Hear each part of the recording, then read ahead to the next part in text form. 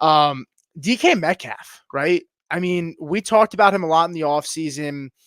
I didn't get a lot of shares of him, and I kept complaining because I liked him, but I mean, he's been good, man. Like 12 targets, 104, 7 Yeah. catches. JSN's getting a lot of targets too. They're just not always connecting, but I mean, we're getting what we wanted from Metcalf. Is Metcalf is DK Metcalf, and let's dig a little deep into this.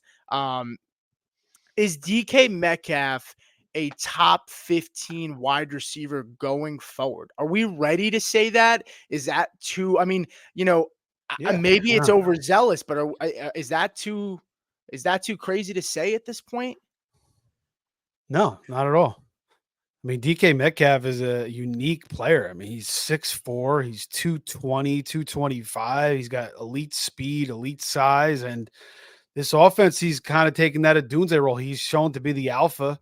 Now, JSN's getting a lot of targets, but he's not really putting up the yards and the touchdowns that DK is. And then Lockett's just kind of that third guy. So, I mean, yeah, DK Metcalf, for sure, man. I mean, this guy is a freak. He had that one huge year, kind of some frustrating years in fantasy, but I think he could come back this year in a strong way. So top 15, yeah, definitely, 100%. Yeah, I was always kind of not like out on DK because I always felt like he was fool's gold. We were overdrafting him, chasing that one big year. And maybe the issue was not so much DK Metcalf, but maybe the system. Yeah. Because in this, grub system, DK Metcalf, he's on pace to maybe do, have maybe the best season of his career. Maybe he'll outdo that one season everybody's chasing. Because right now, even the game he did not, like week 3 against Miami, he only saw 6 targets, took 4 for 104 and a touchdown. And then the 2 games, where he's getting volume. He's got over 100 yards receiving in 3 straight games. With some of the catches he made on Monday Night Football. I'm ready to cave and say DK Metcalf's a real deal. I think it was just he was more of a victim to Shane Waldron. Well, a lot of, DJ Moore is seeing that right now. I saw a passing, a route chart between JSN and then last year to this year, and then DJ Moore last year to this year, and I mean it's pretty ugly. 14 targets, 12 targets.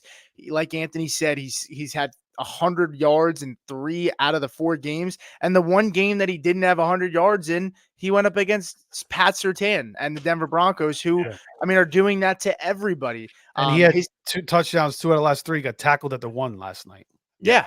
And I think he's flying under the radar. I mean, granted, yes, he had a primetime game last night, so maybe people are more keen on him, but this is wide receiver 7 on the year.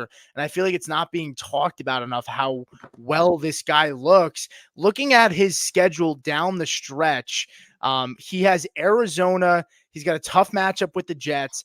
Then he gets Arizona again. So week 12, Arizona, Jets week 13, Arizona in week 14. So he gets Arizona twice. And then he gets Green Bay in the first round of the playoffs, which, Jair Alexander just doesn't look like the same player. I'm not saying DK is going to do what Justin Jefferson was able to do, but that's going to probably be high scoring. He gets Minnesota, which have been, receivers have been able to produce okay against them. And then he gets Chicago. Like, it's not the best schedule, but it's also not bad.